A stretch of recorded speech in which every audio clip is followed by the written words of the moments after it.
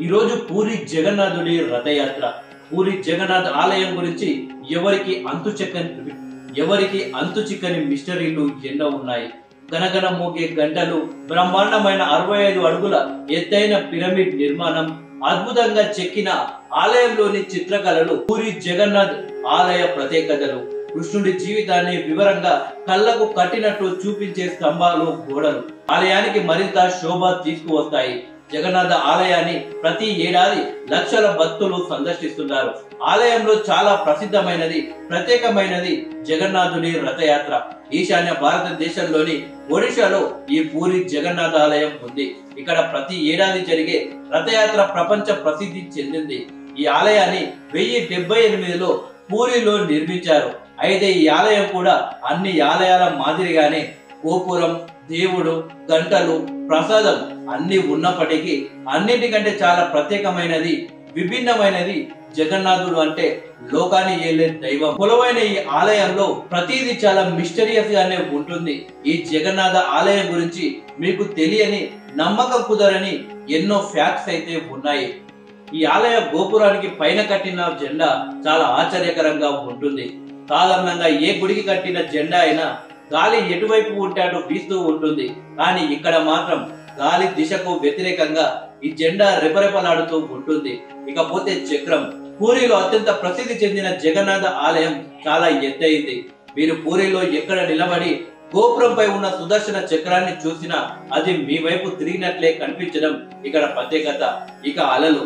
సాధారణంగా తీర ప్రాంతాల్లో పగటిపూట గాలి సముద్రం వైపు నుంచి భూమి వైపుకు ఉంటుంది. సాయంత్రం పూట గాలి నేల వైపు నుంచి సముద్రం వైపుకు వీస్తుంది. కానీ పూరిలో అంతా విభిన్నం. దీనికి వ్యతిరేకంగా గాలి వీస్తుండడం ఇక్కడి ప్రత్యేకత. ఇకపోతే పక్షులు. జగన్నాథ టెంపుల్ పైన పక్షులు అస్సలు ఎగరవు. అది ఎందుకనేది ఇప్పటికీ ఎవరికి అంతు చిక్కడం లేదు. గోపురం నీడ.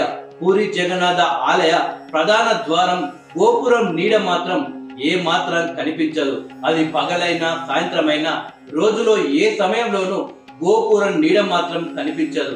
అది దేవుడి కోరికనో లేదా అంత గొప్ప నిర్మాణమో మరి తెలీదు. ప్రసాదం. పూరి జగన్నాథ ఆలయంలో తయారు చేసే ప్రసాదాన్ని ఎవరు కూడా వేస్ట్ చేయరు. ఇక అలల శబ్దం. సింహద్వారం గుండా ఆలయంలో ప్రవేశిస్తూ ఒక్క అడుగు గుడి లోపలికి పెట్టగానే సముద్రం నుంచి వచ్చే శబ్దం ఏ మాత్రం వినిపించదు.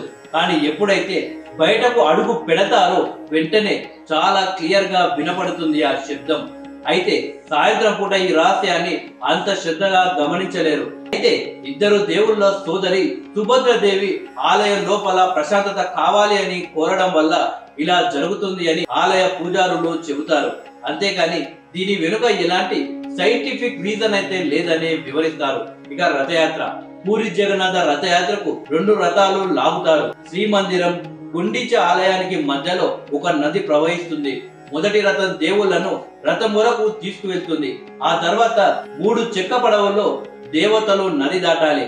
అక్కడి నుంచి మరో రథం దేవుళ్లను గుండీచ ఆలయానికి తీసుకువెళ్తుంది. పూరి వీధుల్లో శ్రీకృష్ణుడు, సుభద్ర, బలరాముల విగ్రహాలను ఊరేగిస్తారు. రథం సుమారు 45 అడుగుల ఎత్తు, 35 అడుగుల వెడల్పు ఉంటుంది. ఈ రథానికి 16 చక్రాలు ఉంటాయి. బంగారు చీపురు. రథయాత్రకు ముందు పూరి రాజు బంగారు చీపురుతో రథాల ముందు ఊడ్చి తాళను లాగడంతో రథయాత్ర ప్రారంభమవుతుంది. ఈ ఆలయంలో విగ్రహాలు చెక్కతో తయారు చేసినవి.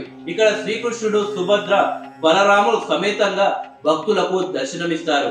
గుండీచ ఆలయం. ప్రతి ఏడాది రథయాత్రలో ఒక విశిష్టత జరుగుతుంది. ఈ యొక్క గుండీచ ఆలయానికి ఊరేగింపు చేరుకోగానే రథం తానంతటా తానే ఆగిపోతుంది. అది ఆలయంలో ఒక మిస్టరీ. సాయంత్రం 6 గంటల తర్వాత ఈ ఆలయ తలుపులు మూసివేస్తారు. ఈ యొక్క పూరి జగన్నాథ ఆలయంలో దేవుడికి 56 రకాల ప్రసాదాలు సమర్పిస్తారు. ఆలయం సాంప్రదాయం ప్రకారం ఈ వంటకాలను ఆలయ వంటశాలలోనే మట్టి కుండలో తయారు చేశారు. మరో విశేషం ఏమిటో తెలుసా? దేవుడికి సమర్పించక ముందు ఈ ప్రసాదాల నుంచి ఎలాంటి వాసన అయితే ఉండదు, రుచి ఉండదు. కానీ దేవుడికి సమర్పించిన వెంటనే ప్రసాదం నుంచి గుమగుమలతో పాటు రుచి కూడా వస్తుంది.